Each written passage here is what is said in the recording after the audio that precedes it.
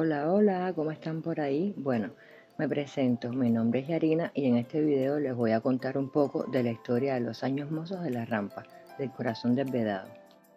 Este es un concurrido tramo de la calle Habanera 23 que va desde Copelia, ubicado en la calle L, hasta Malecón.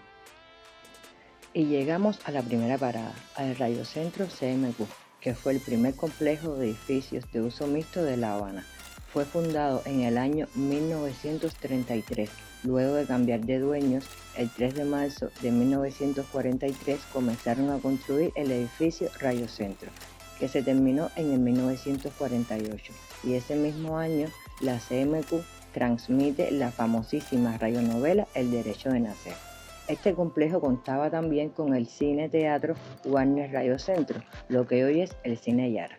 En el año 1951 iniciaron sus transmisiones televisivas, convirtiendo a Cuba en el primer país de Latinoamérica con ese servicio, y 5 años después Cuba exportaba técnicos de televisión y sus libretos de telenovelas que se producían por todo nuestro continente. Ya en el año 1960 el circuito CMQ pasó a ser ICR y ahora ICRT, Instituto Cubano de Radio y Televisión. Vale mencionar el dato que hoy, donde está ubicada la heladería Copelia, antes había un hospital de nombre Reina Mercedes.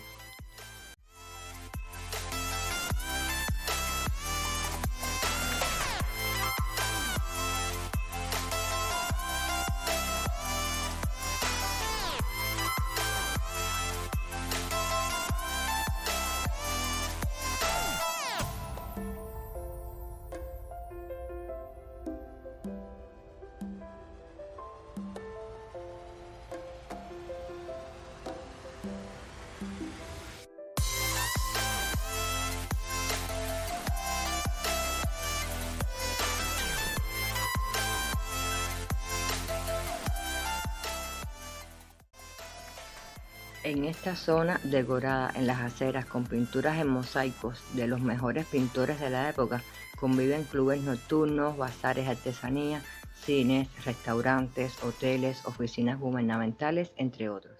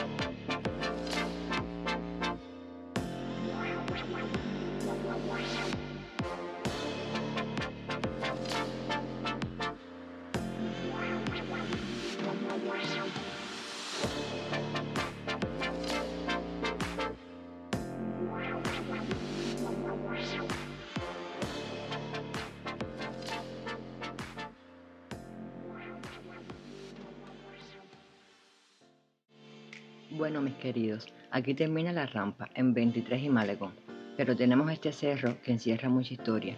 Lleva como nombre Cerro Taganana, antes Colina Oliver. Este lugar tan enigmático alberga una de las cuevas más históricas de la isla.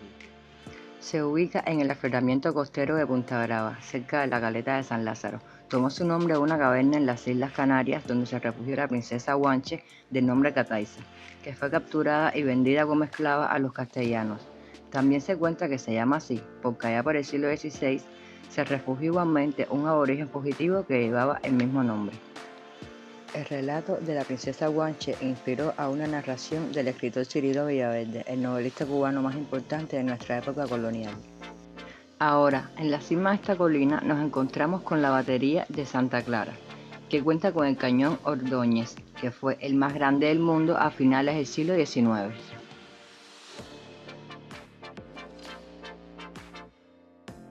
Los piratas acostumbraban a desembarcar aquí e incluso intentaron atacar la ciudad penetrando por estas caletas.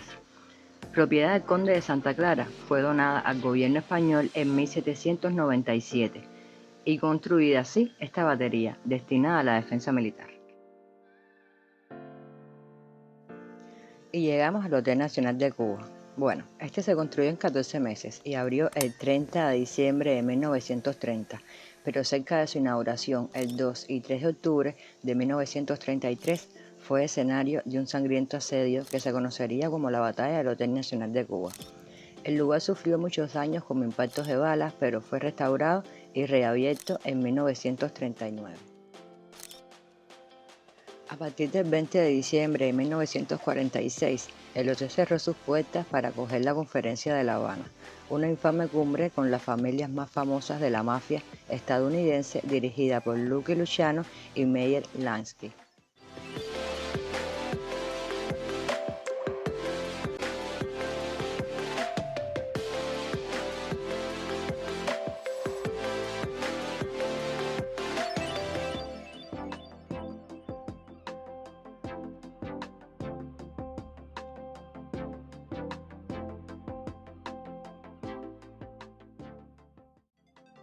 Por otra parte, Francis Ford Coppola dramatizó la conferencia en su película El Padrino 2. Luego de un tiempo se reformó un ala del Gran Vestíbulo, el Club Nocturno Casino Parisien y otros establecimientos.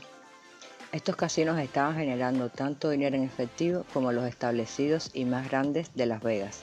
Por supuesto que en esos años y muchos más han pasado por ahí figuras importantes de todos los ámbitos y también ha sido la sede del Festival de Cine Latinoamericano que se realiza en Cuba hace ya varias décadas.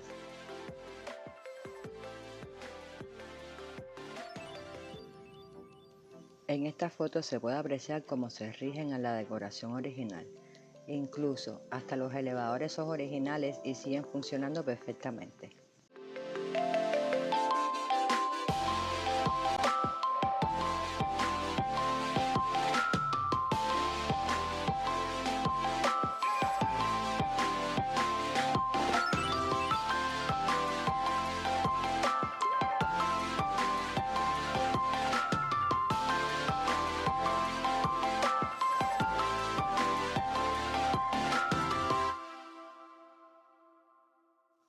Y llegamos a nuestra última parada, el Hotel Capri. Este hotel tampoco se escapa de su historia de mafia y gángster. Debe su nombre a la isla italiana localizada en el mar Tirreno. El hotel abrió sus puertas el 27 de noviembre de 1957. Su dueño fue el mafioso Santo Traficante Jr. y ha sido escenario de varias secuencias en películas como El Padrino 2, igualmente como el Hotel Nacional, Nuestro Hombre en La Habana y Soy Cuba. El Salón Rojo, que hoy es un centro nocturno, antes era un bello casino. La decoración conserva todo el encanto modernista de los años 50, incluyendo el Salón Rojo, que para mí es espectacular. Cuando entras te parece viajar en el tiempo.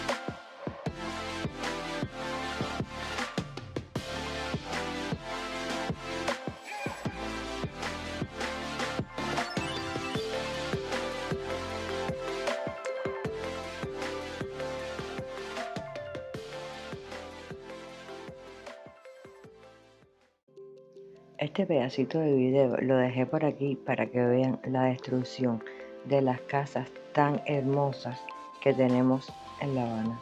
Es una lástima que cosas tan bellas se destruyan, se dejen destruir así. ¿Se fijaron cómo estaba el cielo en el video? Estos clips los grabé al otro día del incendio de los supertanqueros de la provincia de Matanzas. Cuando estaba grabando, nunca me imaginé que esto terminaría con 14 vidas de bomberos tristemente desaparecidos, que después de varios días pudieron rescatar algunos de sus restos mortales, y en total 16 fallecidos. Es sumamente doloroso volver a ver estas imágenes, pero tenía que ponerlo por respeto a esos héroes.